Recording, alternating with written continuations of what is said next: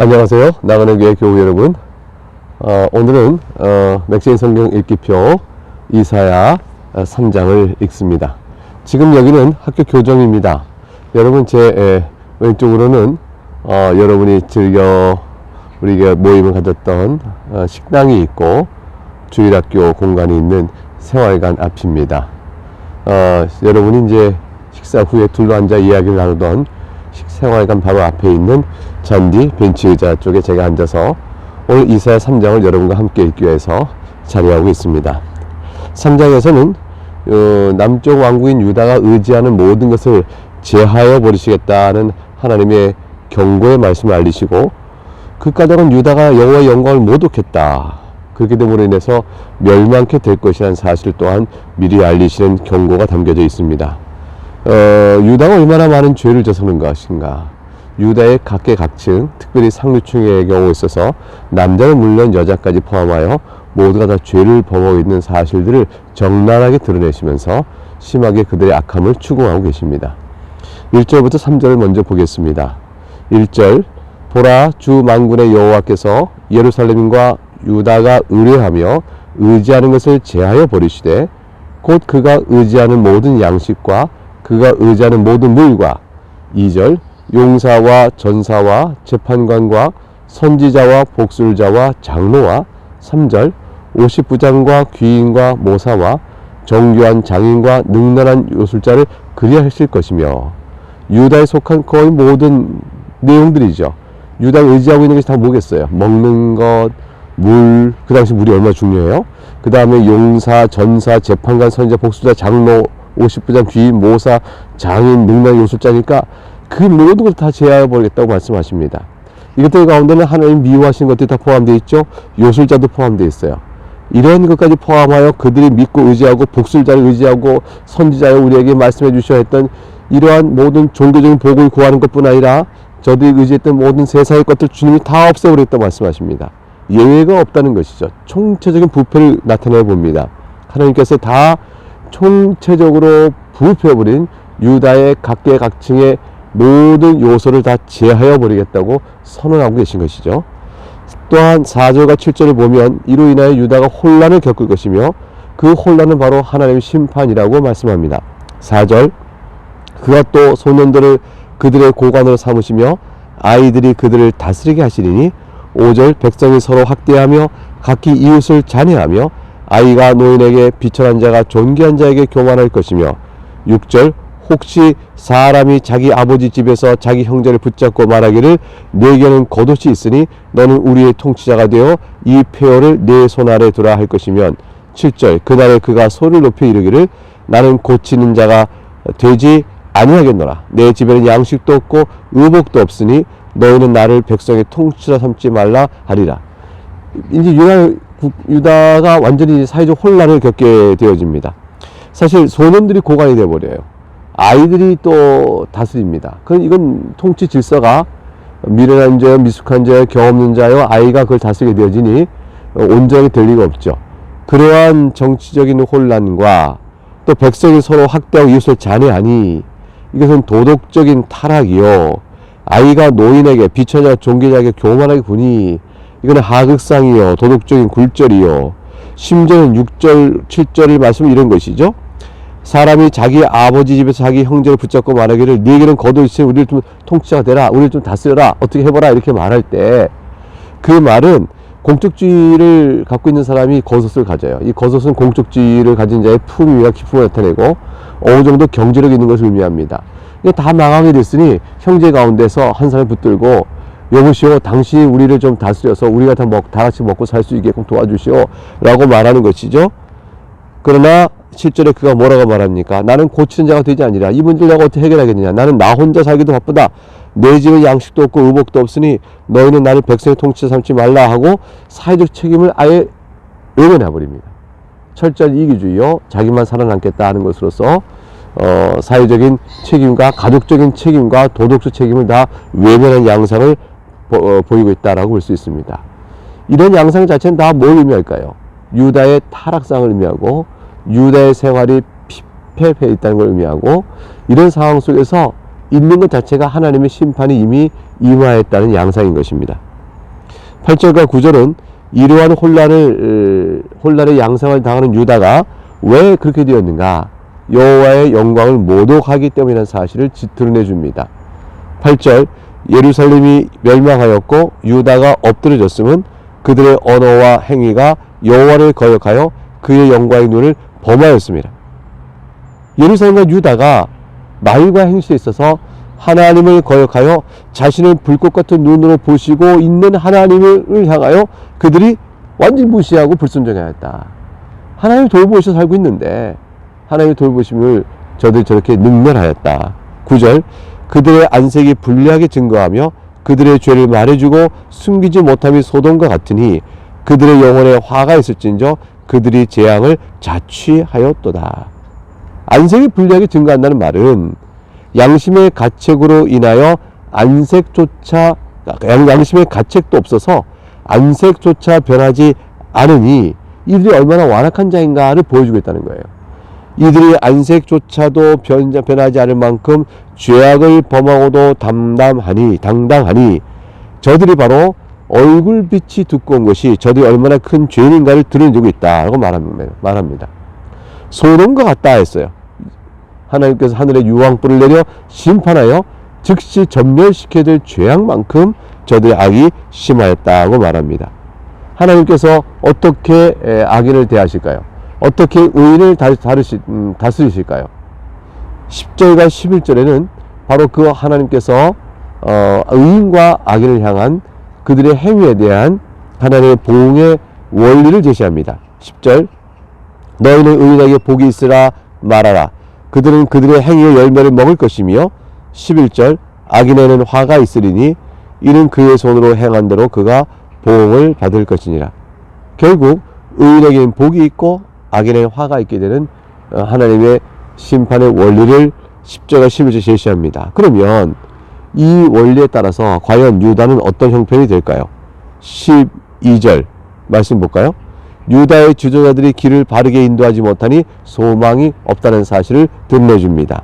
12절, 내 백성을 학대하는 자는 아이요 다스리는 자는 여자들이라. 내 백성이요 내 인도자들이 너를 유혹하여 네가 달릴 길을 어지럽히느니라. 사진을 보게 되면 그가 또 소년들을 그들의 고관을 삼으시며 아이들이 그들을 다스리게 하시리라는 말씀이 나왔죠.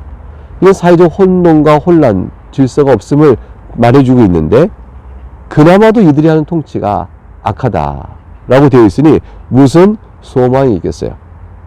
다스리는 자가 여자들이라. 이 말은 여자에 대한 무시나 폄하 이런 것이 아니고 이 당시에 있었던 이세벨이나 아달랴 같은 악한 왕후들 염두에 두고 하는 말이죠. 아달랴는 예를 들어서 자기 아들 아하시가 죽자 아예 왕자들, 자기 손자 아니에요? 왕자를 다 죽여버립니다. 근데 그 중에 하나가 살아남아요. 그게 요시아입니다. 그래서 요아스예요. 죄송해요. 요아스가 1살 때 살아남았다가 8살 때 다시 등극할 수 있는 기회를 잡습니다. 즉 아달랴 왕후를 처단하는 반정이 일어나게 된 거죠. 그동안 약 7년 동안 아달랴는 요아스가 등극할 때까지 7년 동안 악행을 다하는 그런 여자의 통치를 행합니다. 바로 그런 사실을 이렇게 지적하고 있다고 볼 수 있겠습니다. 13절에 드디어 이러한 이스라엘의 유다의 혼동 가운데서 넓은 이스라엘이지만 북왕국 이스라엘과 구분해서 남쪽 유다에 대하여 하나님이 드디어 등장하셔서 심판을 선포하십니다. 13절 이렇게 되어 있죠. 여호와께서 변론하러 일어나시며 백성들을 심판하려고 서시도다. 됐습니다. 법정에서 이 변론하여 일어나시단 말은 변호사 역할을 해준다는 뜻이 아니고 법정에서 따져 물어 저들의 죄악을 낱낱이 가려내시기 위하여 라는 뜻입니다. 그래야 저들 심판하러 서시도다. 자, 심판의 대상이 어떨까요? 심판의 대상들은 어떤 자들이며 그들은 어떤 악을 행했는지 14절 15절부터 계속 그 이하의 내용 속에서 끝까지 지목되어 나옵니다. 좀 더 자세히 살펴보도록 하겠습니다. 14, 15절을 보게 되면 장로와 고관들의 악행들이 기록되어 있습니다. 14절, 여호와께서 자기 백성의 장로들과 고관들을 심문하러 오시리니 포도원을 삼킨 자는 너희이며 가난한 자에게서 탈취한 물건이 너희 집에 있도다.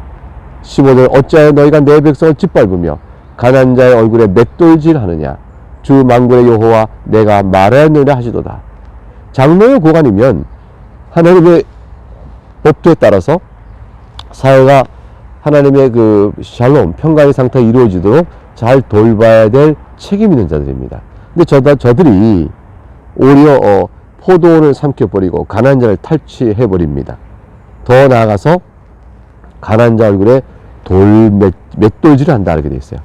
이 맷돌질한다는 말이 뭐냐면 가난한 자의 생존을 뭉그러뜨리고 인격마저 완전히 파산하게 만든다는 거예요. 그래서 가난한 자의 생존과 인격을 갈아서 뭉그러뜨리는 악행을 가리켜 말하고 있다 이렇게 볼 수가 있겠습니다. 16절부터 23절 그 내용 전체 속에는 이제 이와 같은 하나님의 심판의 대상으로서 지목되고 있는 한 부류가 또 등장하는데, 여기서는 이제 여인들이 등장합니다.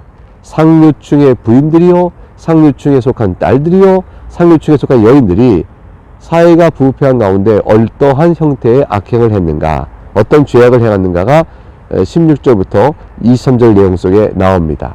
읽어보겠습니다. 16절 여호와께서 또 말씀하시되 시온의 딸들이 교만하여 느린 목, 정을 통하는 눈으로 다니며 아기작거려 걸으며 발로는 쟁쟁한 소리를 낸다 하시도다.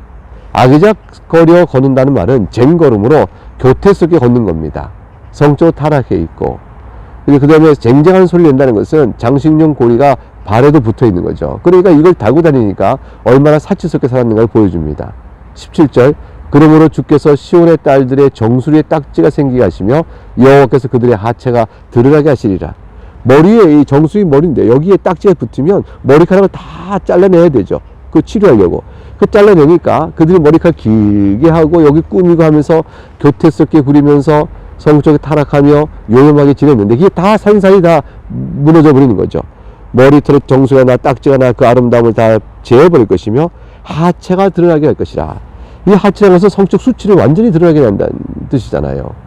이 하체가 드러난다는 말은 단순한 성적 수치를 드러내는 것을 넘어서서 바벨론의 침공에 저들이 군사들에 의해서 겁탈당하고 그렇게 되는 일까지를 다 망라하는 내용이라 볼 수가 있습니다. 18절부터 23절까지 쭉 이어진 저들의 장식 고리와 사치스러움을 드러내줍니다. 18절 주께서 그날에 그들이 장식한 발목걸이와 머리의 망서와 반달 장식과 19절 귀고리와 팔목걸이와 얼굴 가리개와 20절 화관과 발목 사슬과 띠와 향압과 호신부와 21절 반지와 코고리와 22절 예복과 겉옷과 목도리와 손주머니와 23절 손거울과 세마포 옷과 머리수건과 너울을 제하시리니. 이들 모든 꾸몄던 장식들 다 제하려 버리겠다 하십니다. 결국 유다의 상류층은 유다가 누렸던 경제적인 경제 부강을 토대로 해서 이렇게 성적으로 윤리적으로 여러 가지 타락해버린 양상을 보이고 있습니다. 이제 24절부터 26절까지 오늘 읽을 본문의 마지막 부분에서는 이 하나님의 심판으로 인해서 이러한 상류층 여인들이 어떠한 형벌을 받게 될까, 어떠한 참상의 노예가 될까 하는 모습을 이제 보여주고 있습니다. 24절에는 그때 썩은 냄새가 향기를 대신하고 노끈이 띠를 대신하고 대머리가 숱한 머리털을 대신하고 굵은 베옷이 화려한 옷을 대신하고 수치스러운 흔적이 아름다움을 대신할 것이요. 그들이 가졌던 모든 걸 하나님께서 다 빼앗아 버립니다. 향기, 썩은 냄새가 날 것이다. 띠, 노끈이 될 것이다. 숱한 머리털, 대머리가 될 것이다. 화려한 옷, 굵은 베옷을 입게 될 것이다. 아름다움, 수치스러운 흔적으로 덮여질 것이다. 너희의 장정은 칼에, 너희 용사는 전란에 망할 것이며. 여인들의 자랑이 어디 있겠어요? 이 사람은 나의 장정에 의해서 나의 용사다 했던 그들이 다 칼에 죽고 전란에 망할 것이요. 26절 성문은 슬퍼하며 고혹할 것이며 시온은 황폐할 땅에 앉으리라. 너희가 다 그 시온의 땅에 앉아서 하늘을 향해 재를 뿌리고 가슴과 땅을 치며 통곡하며 우는 일로 너희가 놓이게 될 것이라. 하나님께서 유다의 장로와 고관들, 가난한 자를 더 수탈해버리고 악행을 행하는 저들과 얻어진 부를 토대로 유다에 속했던 상류층의 부인들과 딸들의 이러한 모습을 적나라하게 하나님께서 고발하시며 저들이 결국 심판에 놓일 것을 경고하셨습니다. 이것이 오늘 3장에 나와 있는 참 아픈 말씀의 내용들입니다. 하나님께서는 의인에게는 복을 주시고 악인에게는 화가 있을 것이라고 10절과 11절에 말씀하신 그대로 유다를 그대로 다루어 가셨습니다. 사랑하는 여러분, 우리가 하나님 앞에서 용서받은 자로 주 은혜 가운데 살고 있습니다. 그러나 하나님이 악행이 아니다 말씀하신 분이 아닙니다. 용서받으나 징계는 우리에게 있을 것입니다. 이런 상황 속에서 우리가 유다의 이 악행을 바라보고 하나님이 경고하시는 일들을 생각해 봅니다. 저들이 회개했다면 어떻게 됐을까요? 다 회복되고 살아났죠. 주님께서는 회개하는 자를 늘 기뻐 받으십니다. 오늘 유다에 향한 하나님의 탄식이 우리의 모습을 어떻게 보여주는가 생각해 보면서 하나님 앞에 다시 회개 생활과 용서하신 은혜에 감사하면서 성도의 합당한 아름다움, 기쁨과 신앙의 자태를 유지해가는 저희가 되었으면 합니다. 크신 하나님과 더없이 사랑과 인자로 우리를 대하시는 하나님께 감사를 드리면서 오늘 하루도 주 안에서 승리하신 여러분 될 수 있기를 주의 이름으로 축복합니다. 감사합니다.